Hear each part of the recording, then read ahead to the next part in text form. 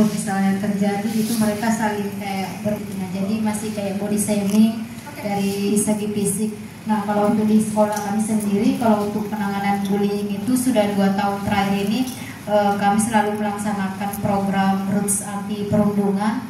Di program itu kami melatih 30 siswa untuk menjadi agen perubahan. Jadi kalau misalnya terjadi bullying, agen itu yang tahu di luar dan mereka itu menyebarkan pesan-pesan positif ke temannya. Kadang kan mereka saling ngejek, tidak tahu kalau dibullying itu kan nanti sama anak agen itu biasanya, oh kamu kalau ngomong begini berulang-ulang bisa jadi ini bullying loh.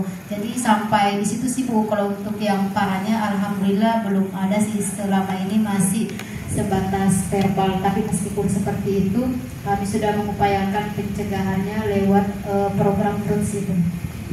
Masih jalan program Roots-nya? Aktif? Oke, soalnya saya ada dapatin kasus nih di pasien saya di perlindungan anak dan perempuan. Anak ini open BO, habis open BO kena bully, jadi double. Ya, open BO nanti kita bahas ya. Sudah download WeChat Pak? Pak? Kenapa? Temannya? Oke, sudah diinstruksikan ke temannya. Oke. Enggak. Oke. Oke. Kita alhamdulillahnya berarti sekolah ini materi ini bisa kita lebih ke diskusi aja ya. Berarti udah ngerti ya tentang bully itu ya. Bully seperti apa, karena ada agennya di sini nih. Ada satgasnya juga kan? Roots ya? Oke, Roots. Ya, itu juga program itu ada di Tarakan, tapi tidak semua berjalan rupanya. Ada yang hanya bikin skema aja, cuma bikin satgas tapi nggak jalan rupanya. Akhirnya ketika anak kena bully, mereka nggak tahu harus ngapain. Ya, ketika anak kena kasus dibully, jadi anak itu jadi merasa tidak aman di sekolah. Ya, dia merasa gurunya tidak memberi rasa aman, apalagi temannya. Oke, berarti bully cukup paham ya, sudah cukup paham. Nah, kenakalan di sekolah ini, di SMA 1 ini, yang saya dengar dari Bu Yani masih dalam taraf apa Bu? Semalam, misalnya Sarah ya? Iya betul. Ololan pakai orang suku, makanan di agama tertentu. Siapa lagi? Body shaming yang bully verbal lah ya, verbal. Pacaran berbeda agama. Iya betul. Betul banget ya. Iya, saya baca tadi tuh punya buku pacaran beda agama. Oke. Kenapa emang pacaran beda agama? Nah, dari kasus ketepatan itu tak wali saya.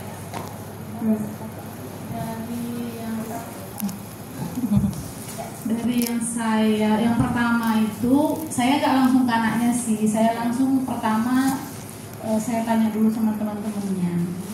Ketepatan yang saya temukan dari anak wali saya ini dua orang berpacaran. Kalau yang satunya ini saya tanya kepada orang tuanya malah tahu pacarnya ini sering datang ke rumah.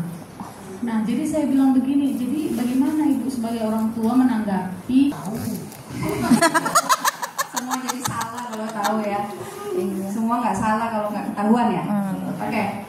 Benar, udah benar yang ibu lakukan. Jadi jangan menabrak pagar-pagar yang bukan ranahnya ibu ya. Itu terlalu sensitif. Saya tahu ibu mungkin sini aja ya. Yang penting ibu sudah menyampaikan tugas ibu, tanggung jawab ibu untuk menasihati kamu misalnya kayak gitu.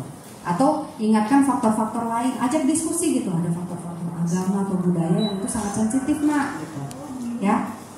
Oke, sampai situ. Pacaran beda agama, ditarakan lebih dari beda agama. Nah, ya apa ya, kenakalan karena fase krisis, bukan kenakalan karena yang betul-betul di luar fase krisis ya. Kenakalan karena tumbuh kembang ini, kenakalan karena tumbuh kembang yang didorong sama rasa penasaran, keinginan pengakuan kayak gitu ya, membangun identitas kayak gitu, masih di taraf tumbuh kembang. Kalau yang dilakukan di luar tuh udah kenakalan dan arahnya ke kriminal orang dewasa ini. Ya, ini saya kasih gambaran ya. tidak menutup kemungkinan anak-anak kita di sekolah ini itu bisa terpapar kenakalan itu. Sosial media tuh gampang banget mengedukasi orang tentang kenakalan. Jadi ditarakan itu kenakalan-kenakalan yang sudah saya tanganin ya, yang sudah mengarah ke mental dan perilaku. Merokok dan minum alkohol udah gitu. Saya misalnya di BNN turun untuk screening ya. Screening anak-anak itu di sana misalnya kami wawancarai 10 sampai 13 orang. Minimal 8 sampai 9 orang itu sudah merokok dan minum alkohol rutin 1 kali seminggu. Ya, rutin merokok lah minimal. Ya, gitu. Terus yang kedua, aktivitas berpacaran. Ya, aktivitas berpacarannya tuh sudah sudah sejauh itu minimal udah kissing. Minimal udah kissing kalau ditarakan ya. Yang saya temuin dan saya wawancarai. Atau aktivitas selanjutnya yang sering kami temukan, bully itu ada tuh. Bully sampai memakan korban jiwa ada di beberapa sekolah, tidak usah saya sebutkan ya. Terus sampai ke guru yang dilaporkan ada juga. Terus ada juga yang dilecehkan oleh gojeknya, ojek yang nganter dia ke sekolah. Nah itu ya, dilecehkan. Terus Open BO lagi laris-laris jadi tanaman. Open BO tahu nggak? Open BO tuh booking order, bukan bantuan operasional. Ya, ya. BO itu satu kita sayang nih si anak di sesi, dia mau kok buat berubah.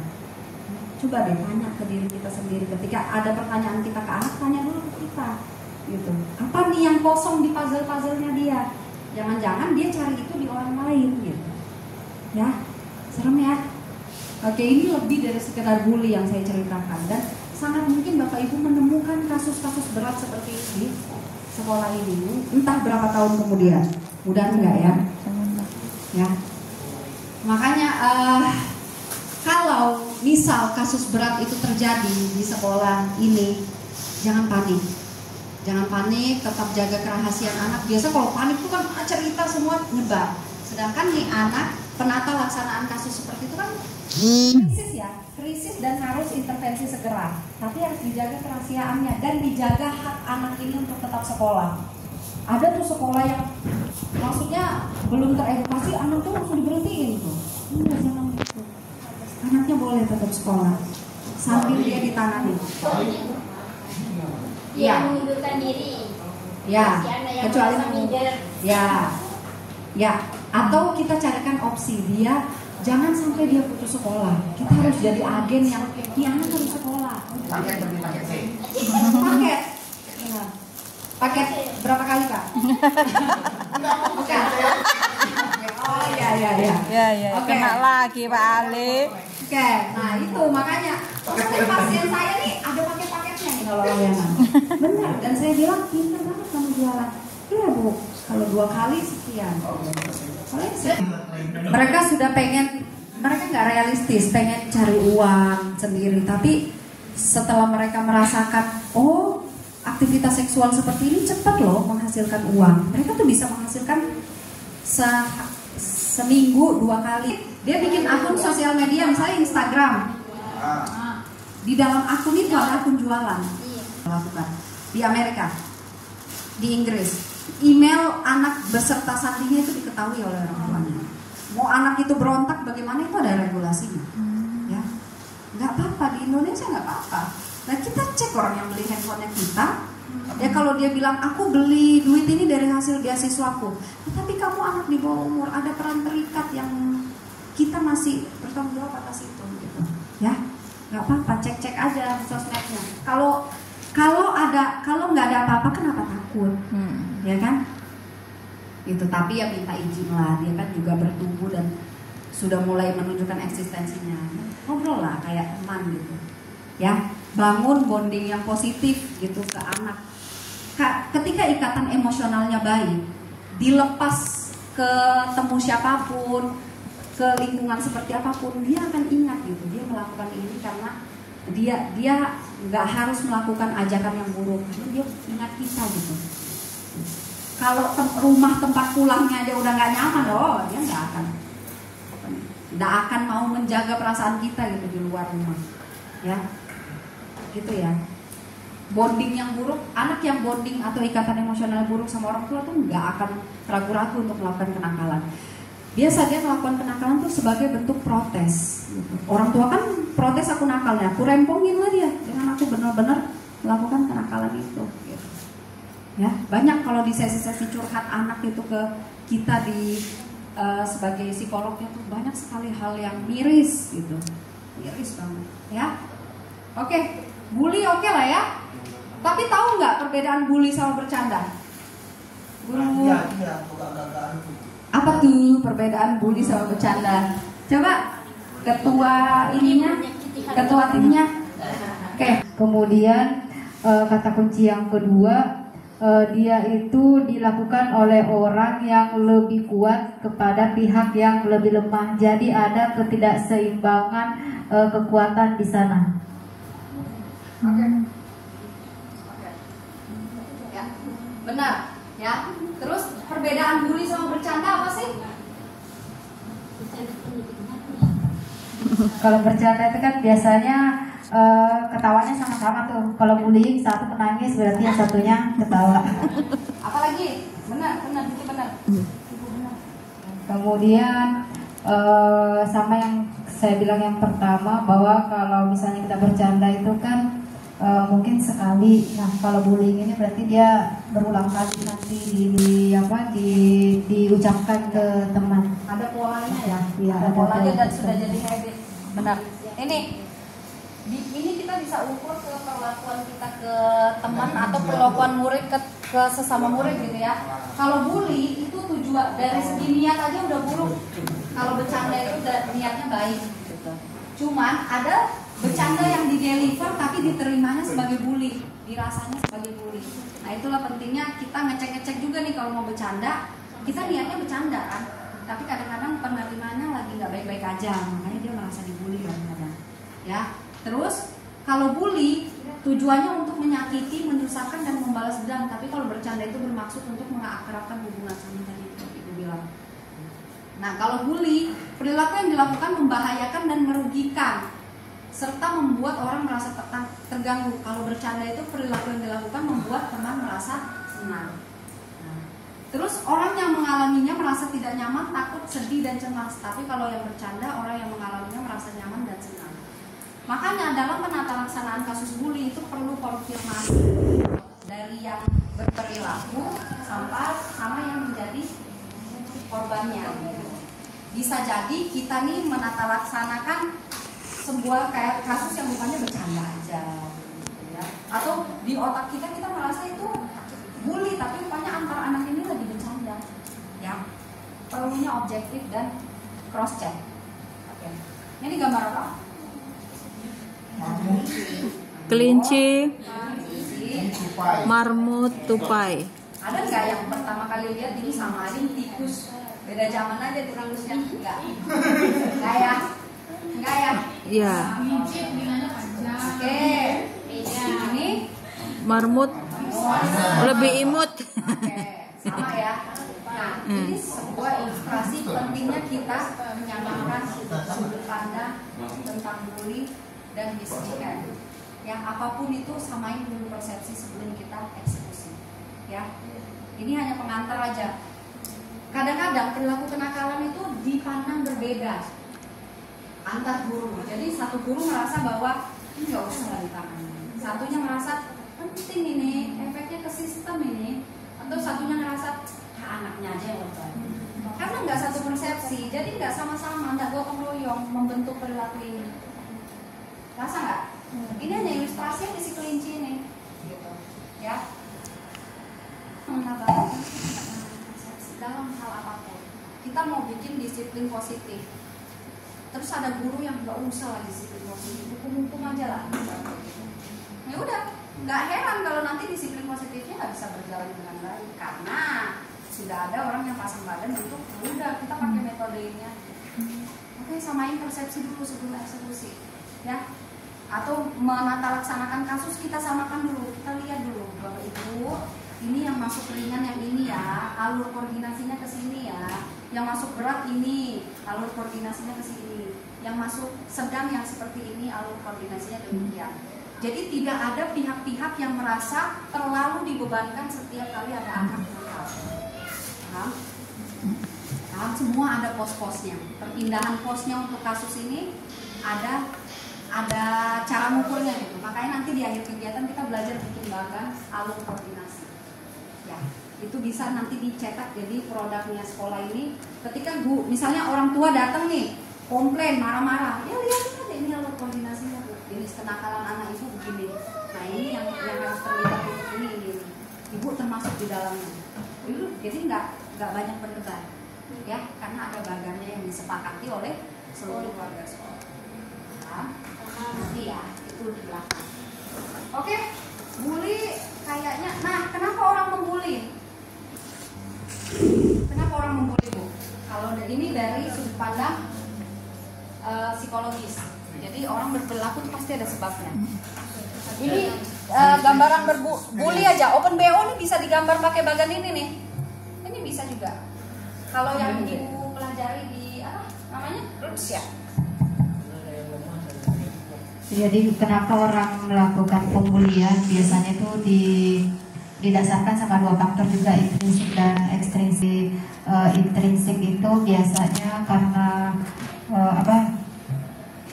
kalau biasanya orang membuli itu karena dia pernah dibully juga, jadi dia pernah jadi korban bullying, kemudian menjadi pelaku bullying. Nah kemudian dia biasanya dia membuli orang juga karena orang itu memiliki keterbatasan fisik, jadi tidak ada empati di sana dan ingin menunjukkan senioritas atau kayak senioritas kepada junior yang ada di sekolah, biasa dilakukan oleh kakak kelas. Oke, benar. Jadi kadang terbentuknya sebuah perilaku itu berawal dari hal sepele, pengaruh ya. Kalau kita sebutnya di psikologi itu vicarious experience. Jadi kita ngamatin situasi. Dia belum jadi pembuli nih, tapi dia mengamati situasi membuli. Misalnya mengamati dan mempelajari situasi orang yang membuli dengan cara mengganggu, mengejek, memukul. Dia kasih perhatian ke situasi itu. Nah, dia lihat, oh cara melakukannya tuh dengan cara, cari kekurangannya, sebutkan. Cari ininya, cari hal-hal yang lucu dalam dirinya yang bisa dikomentari, jadikan itu bahan. Gitu. Terus retention, mengingat, menyimpan informasi dan memahami cara-cara menerapkan perilaku bully secara fisik, misalnya seperti memukul, menendang, mengejek dan sebagainya. Terus dia produksi perilaku itu. Ketika dia produksi perilaku itu, dia diperkuat sama lingkungan. Wih hebat kamu, ih lucu yang kamu omongin. Besok dia ulangi lagi. Jadi tahap terbentuknya perilaku tuh nggak serta-merta. Jadi ada proses kognitif sadar di dalamnya. Dan endingnya adalah ketika didapatkan motivasi, diperkuat nih. Misalnya dia dipuji, dia ulangi lagi dong.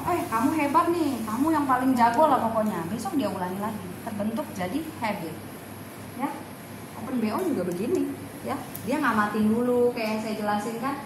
Dia ngerekam dulu orang kalau Open BO yang rentan dibully dan sebagainya. Nah, ini kita mau menyamakan persepsi tentang bully dulu. Bagikan kasusnya mungkin, ya. Kita udah ngejar materi.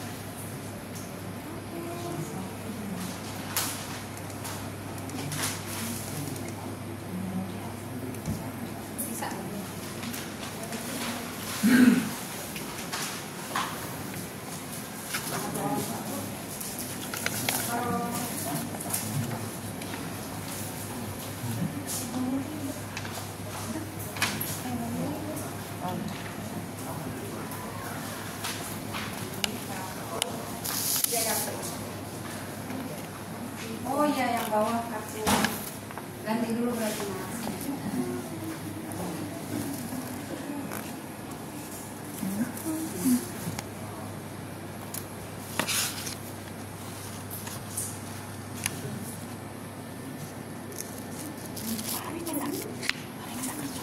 Merah kuning. Atau kuning ya? Oh iya, biru nggak ada ya. Birunya nggak ada. Apa?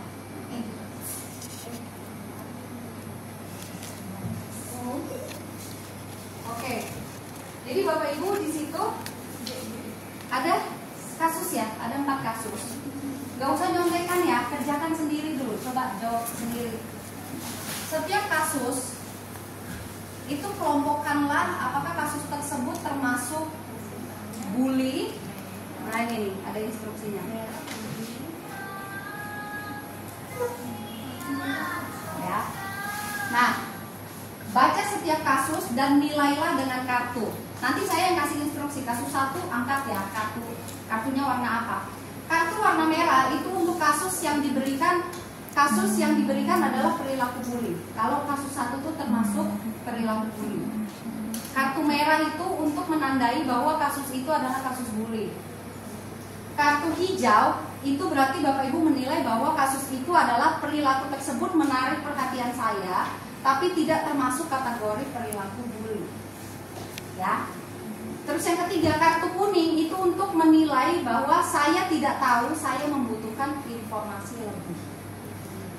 Ingat, gimana cara menilai perilaku bully?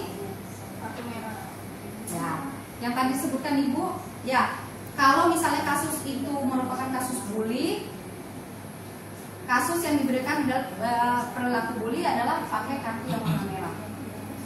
Ya, nanti misalnya di kasus tertentu itu termasuk yang mana, dinilai dengan kartu hijau atau kartu kuning kah atau kartu merah? Paham? Bingung? Sudah paham. Tidak paham? Paham.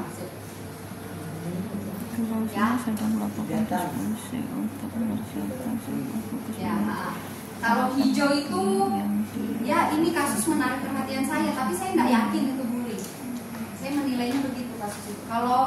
Kalau baca kasus terus saya nggak tahu itu dinilainya kuning. Saya nggak tahu, saya nggak bisa membedakan ini bully atau enggak. Bingung? Nanti sebentar lagi mau asal. Iya, ya kalau nggak sambil baca ya. Oke, silakan kalau sholat kita bahas nanti habis sholat nggak masalah.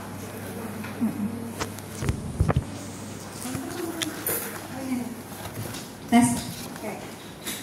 Dia masuk dalam kategori bully atau tidak, itu ada cara menilainya kan? Ya. Oke, kalau untuk kasus yang pertama itu coba angkat kartunya sama-sama, saya mau lihat sama nggak persepsinya.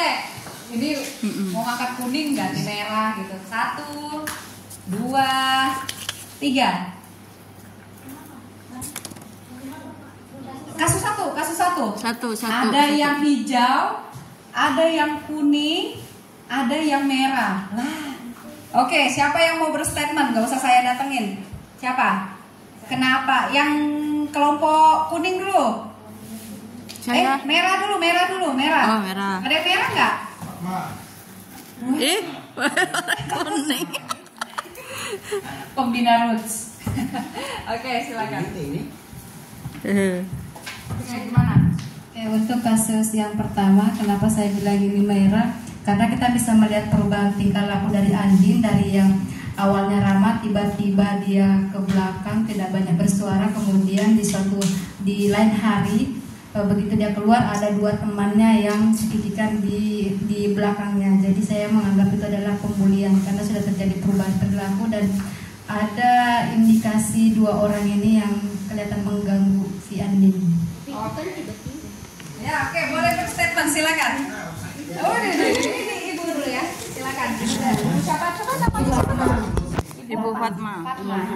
Ini kan Andinnya biasanya dia teman yang baik ya kelasnya, tiba-tiba berarti baru 1 kali dia tidak banyak bicara dan diskusi, kecuali setiap harinya itu kan tiba-tiba baru pada saat itu juga baru dilihat. Baru itu kejadiannya. Kalau dia bullying kan berulang-ulang setiap hari, dia duduk di belakang, ini kan baru tiba-tiba. Oke. Konteksnya. Poinnya sudah cara menjelaskannya, oke, ada poin berulang-ulangnya. Ya. Gitu ya. Itu tidak ada didukung di narasi ya? Belum berulang-ulang, baru kali pertama ya? Iya. Benar, oke. Oke, ada lagi? Ini apa? Kartu apa nih? Kuning. Kuning, ini tadi Ibu warna kuning juga. Oke, silakan. Saya juga kuning. Saya menilainya ini memang ada perubahan yang mengarah ke pembulian, tapi di satu sisi indikasi yang dimaksud oleh Bu Asna tadi ada yang berbisik-bisik di belakangnya dia. Belum tentu itu pelakunya. Mana tahu siapa si Andin ini di rumah ada masalah apa gitu. Kita belum mengkonfirmasi bahwa 2 orang itu pelaku kan? Ya, betul. Terima kasih begitu. Oke, ada lagi nggak dari kelompok hijau? Kuning, silakan kuning. Kalau saya simpel aja sih, Bu. Yap. Si Andin lagi baper. Dia tuh merasa aja, jadi kan mbak perasaan. Iya, benar, sip. Iya. Ada lagi nggak dari kelompok merah, kuning, hijau ada nggak tadi yang megang? Oke, hijau. Hijau kenapa hijau? Siapa hijau? Siapa tadi? Oh ya. Gimana hijau pikirnya positif terus nih? Iya, terima kasih. Kenapa saya mengangkat kartu hijau? Kalau menurut saya sama seperti Bu Fatma, bukan belum termasuk kasus bullying, karena saya menggarisbawahi kasus bullying itu pertama yang disampaikan tadi kegiatan aktivitas apa ya, berarti bullying yang berulang-ulang. Kemudian memang terjadi perubahan perilaku terhadap si Andin, cuman kayak itu tadi kita tidak tahu penyebabnya apakah karena teman-temannya atau ada dari faktor lain, karena kan seseorang bisa berubah itu tidak hanya satu faktor saja, bisa beberapa faktor seperti itu. Oke, lanjut. Yang hijau tadi siapa hijau? Pak Gede. Aku tak capek mikir. Positive thinking. Saya perhatikan Andi ini duduk di belakang Andin. Ya. Andin. Dia tuh duduk ke belakang, kan belum tentu ada masalah dengan temannya, kan gitu kan? Ya bisa aja lagi pengen gamut, gak apa, dia duduk belakang sehingga menjadi perhatian temannya. Yang biasanya mereka berkumpul. Kan itu bukan termasuk kasus bullying karena mereka keluar, jadi di 2 pas keluar, mungkin dia pas keluar diikuti oleh 2 orang, saling ngobrol bicara. Mungkin dia melihat satu kan bukan bullying, mungkin dia bicarakan yang lain bisa kan, tertawa karena bercanda atau apa. Jadi kalau saya sih melihatnya menarik perhatian sih, kalau bukan bullying. Itu terlalu baper kan? Oke. Sip. Tepuk tangan dulu dong. Yang mengasih statement. Ada lagi, kalau boleh mengkerucutkan, ini bukan bully. Oke, jadi kelompok kuning atau hijau yang benar nih? Kalau dikerucutkan lagi, kuning. Kenapa kuning? Karena dia membutuhkan informasi Saya membutuhkan informasi lebih. kalau cuma hijau dia clear. Langsung clear, itu bukan bully ya? Oke, berarti kuning yang menang. Benar, tadi berarti tahu benar ya. Kita satu persepsi ya, kita perlu satu persepsi. Namanya bully itu ada pola berulang, ya. Terus kita nggak boleh memframing bully itu dari perasaan kita aja nih. Kita pengamat nih. Ini kan ibarat kita nih ngelihat kasus nih, kita ngamatin kan. Kalau itu perasaanku nih, aku diginiin, biasanya nih merasa dibully nih. Padahal belum, informasinya belum cukup lengkap. Pentingnya guru itu menilai sebuah situasi bully itu secara objektif juga. Kayak kita belajar. Oke? Paham ya? Oke, 1 poin buat ini tim yang kuning, yang tadi milik kuning ya. Hijau dapat 0,5 ya. Oke, sip. Oke. Terus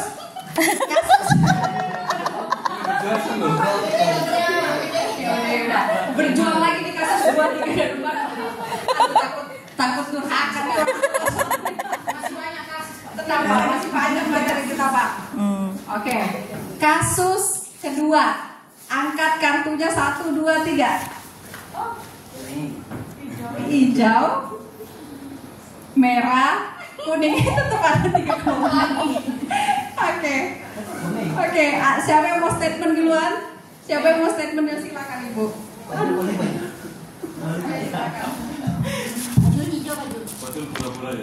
Kalau menurut saya kenapa bisa dikatakan bullying? Karena si anak laki-laki ini kan menunjukkan bahwa itu hobinya.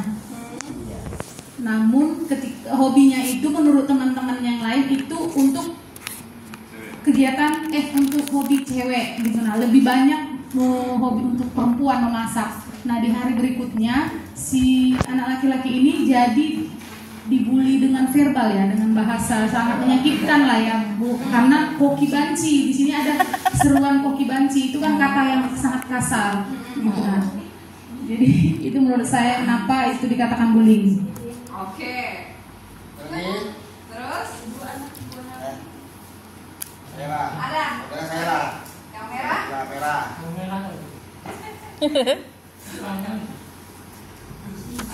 Dari apa yang saya pahami tentang bullying, kasus yang kedua, si Amir kan mempunyai pribadi yang pendiam, tiba-tiba memutarkan hobi. Ada yang kuning. Nah, tiba-tiba besoknya dia yang dikatain dengan hoki banci. Kan kata kunci dari bully itu yang kuat menindas yang lemah. Jadi saya berpikir si Amir itu lemah. Nah, boleh jadi kaki sama banci teman-teman ini yang kuat gitu. Jadi si Amir lemah. Jadi itu yang saya tahu. Oke. Ada lagi nggak? Yang merah. Merah. Masih ada pengulangan juga, Bu. Saya merah kan? Yang merah siapa lagi? Siapa ya? Itu merah. Kalau kuning saya. Ya merah dulu. Oh ya merah dulu. Ya. Dan saya menegaskan kembali kenapa menjadi bullying. Di situ juga dikatakan semua anak laki-laki tertawa. Hahaha. Nah besoknya lagi hahaha lagi berulang. Maksudnya ditertawakan gitu loh. Maksudnya itu perlakuannya berulang, menertawakan si. Jadi kan seolah-olah pembulian itu kan dilakukan berulang-ulang dan ini tertawa, menertawakan. Yes, tertawanya menghina. Kalau H doang nggak berulang berarti ya. Nah itu loh tulisannya, Bu. Oh bener. Ya. Mantap. Oke. Oke, ada lagi nggak? Boleh, masuk akal, siapapun bisa berpendapat di sini kan. Siapa tadi yang ibu tadi apa? Merah. Merah. Ini apa? Kuning. Saya kuning, Bu. Kenapa? Butuh informasi. Karena Amir kok bisa jadi Benny? Ya. Atau salah tembokan. Oh, gitu. Nah, makanya saya tidak tahu karena yang pertama itu Amir kok bisa di bawahnya jadi Benny. Oh, Oke. Enggak, kalau misalnya itu namanya konsisten sama apa berubah nih pilihannya? Kartunya? Tetap kuning. Tetap kuning, alasannya dulu. Karena kan dia ini kan apa ya? Informasinya dia dibully karena dia memang suka masak gitu kan. Tapi kan bukan berarti fisiknya dia banci gitu. Tidak mengatakan bahwa cuma hobinya akhirnya dibilang banci, tapi kan apakah dia memang gemulai atau enggak kan kita nggak tahu. Oke. Karena hobinya aja. Oke, boleh. Siapa bisa berpendapat? Ada lagi nggak? Hidung merah. Hidung merah. Syukur nggak musim pemilu nih ya, seru banget. Ada lagi nggak? Ayo. Hijau. Hijau. Ayo.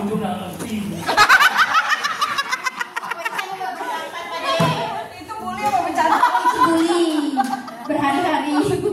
Pak De angkat bendera. Pak De, saya pilih yang hijau karena hijau kan dia bisa bercanda, dia bukan membuli. Kan bercanda, intinya dia bercanda. Jangan dimasukin di hati Pak De, seperti kita tiap hari. Bercanda ya? Iya. Ibu ngerasa ini bercanda. Oke, ada lagi? Saya kasih kesempatan, boleh. Bantu Dwi. Apa Bu? Ibu mau apa yuk? Ibu apa? Minta pertolongan. Buah dari pendukung.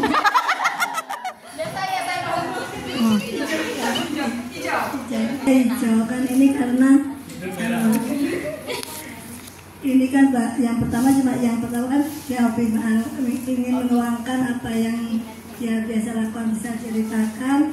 Terus teman-temannya pertama tertawa-tawa, tapi kan tidak ada tanggapan di sini, tanggapan siapa tadi, si Benny, maksudnya dia cuma dia baca atau bagaimana kan tidak ada penjelasannya. Terus yang hari berikutnya dia kan dikatakan kopi banci juga tidak ada penjelasannya apa-apa. Dia masih baru ini kan kan berulang-ulang. Oke. Ada lagi? Ijo. Mana? Oh, ijo.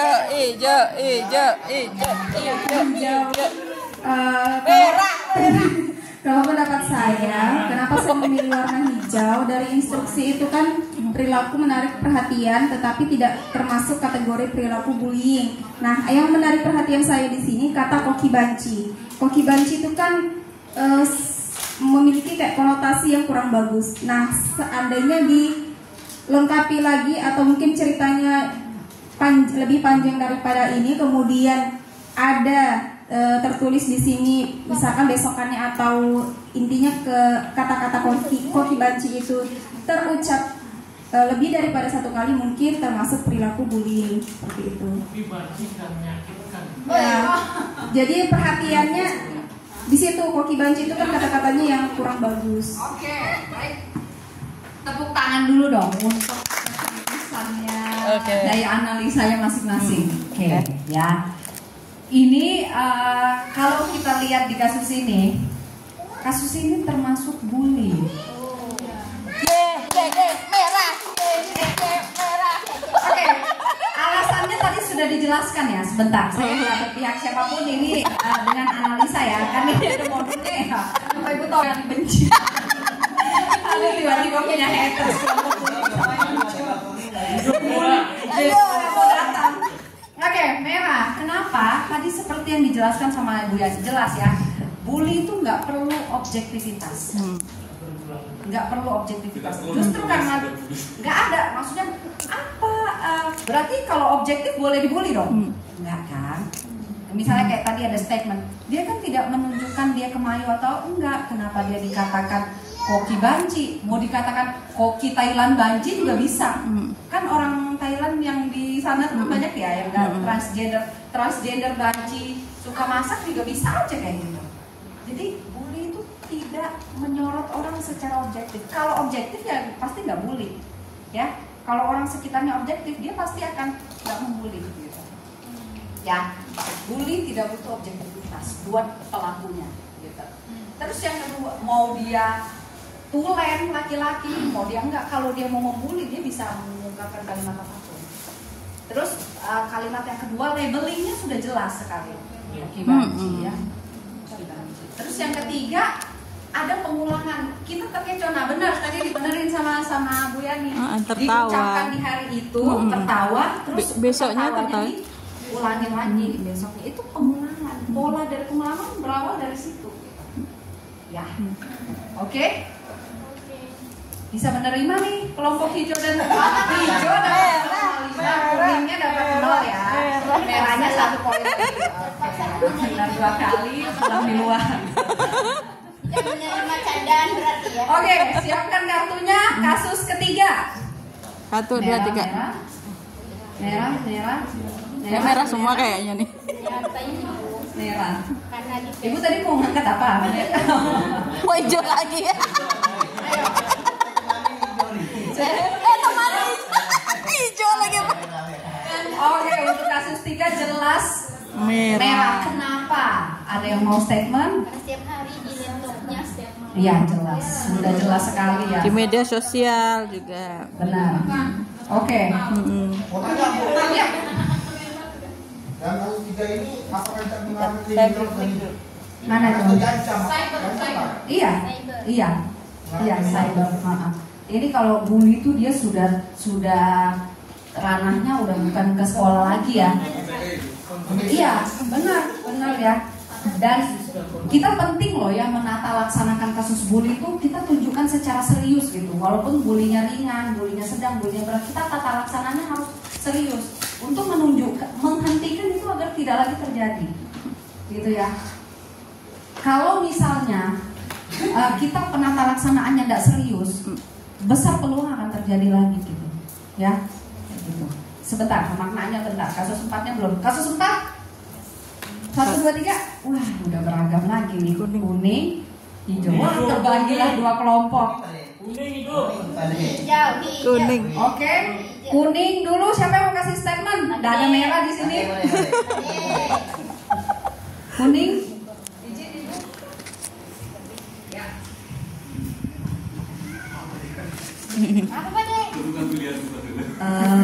Pak D apa warnanya apa? Kita kuning, saya pilih kuning karena saya perlu informasi di situ kan dituliskan kalau misalkan saya perlu informasi lebih nih karena dia hanya menyebut aneh saja karena maksudnya dia tidak mengejek misalkan, tapi karena ini kan menunjukkan budaya, mungkin saja itu pendapatnya dia kok berbeda dengan budayanya dia, kemudian dia nyeletuk itu gitu.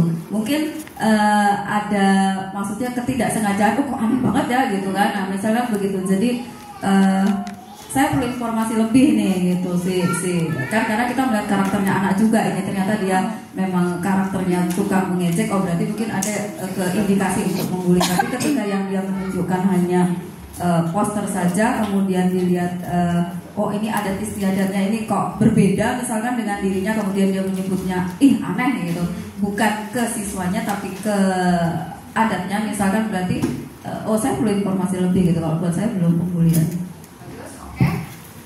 Oke, cukup kuat nih alasannya kuning. Yo ya, benar. Silakan Pak. Saya kasih contoh aja ya. Oke, siap. Contoh, kalau orang Batak ngomongnya kan keras. Terus kalau bilang hidup Batak, apakah bullying? Saya tanya gitu aja. Kan bukan bullying itu Batak. Janggon aja. Gitu. Oke, ada lagi nggak?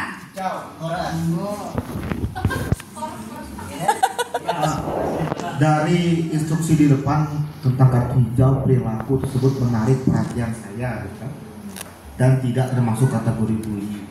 Nah untuk kasus yang keempat, ini bukan kategori bullying dan menarik perhatian saya itu yang dikatakan si anak ini aneh.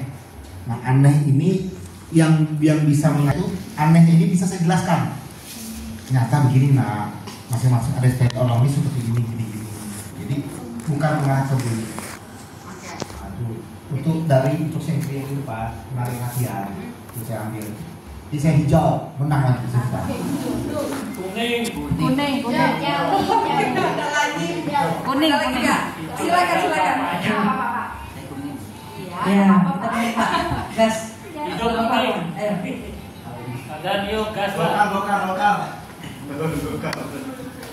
Ini ya tentang adat istiadat ya, tapi yang kurang jelas itu aneh itu.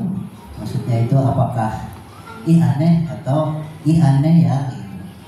Maksudnya untuk dia itu apakah dia mengejek atau enggak? Tapi memang belum bullying kan, dia masih sendiri dan itu baru pertama kali. Jadi saya kuning. Ada lagi yang hijau mungkin? Saya kuning Bu. Saya kuning dulu. Karena saya juga mengalami hal ini karena saya pernah membuat poster di sekolah, di kelas, dan juga materinya tentang Bhinneka Tunggal Ika. Jadi ya ada hal yang seperti ini. Tapi waktu itu kondisinya bukan sesuatu hal yang kondisinya tuh tidak seserius itu gitu ya. Ada juga kok gitu, kok lucu ya kayak gitu. Jadi saya kira ini bukan sebuah bullying, tapi mereka ingin tahu banyak tentang budaya itu gitu. Jadi bukan sebuah bullying menurut saya. Oke. Hijau dong, kuning. Oke, ada lagi? Siapa tadi? Ibu. Apa? Hijau ya? Aku tadi kuning. Kalau saya pilih hijau, sebenarnya ada perpaduan si kuning juga Bu, karena tapi lebih ke hijaunya. Hijau. Kata anehnya ini sama juga dengan konotasi sih, maksudnya tapi saya aneh dong. Dengan aneh ya, kayak kata Pak Abdan tadi. Mungkin aneh itu memang karena di budaya dia itu tidak biasa, sedangkan di budaya yang temannya itu hal yang wajar gitu. dia kan spontanitas. Iya. Iya, atau gitu. aneh. Itu spontanitas. Ya boleh. Ada yang nada dering. Iya. Jadi spontanitas aja sih. Karena kita kan biasa itu kayak teman-teman nih. Pertama kali saya datang ke sini saya orang Batak. Ngomong, "Kau sudah makan?" Itu kan biasa orang Batak, itu bukan marah. Karena memang sudah logat dari orangnya kata orang. Kan pabrik gitu namanya. Kalau tadi menang aku Saya Batak.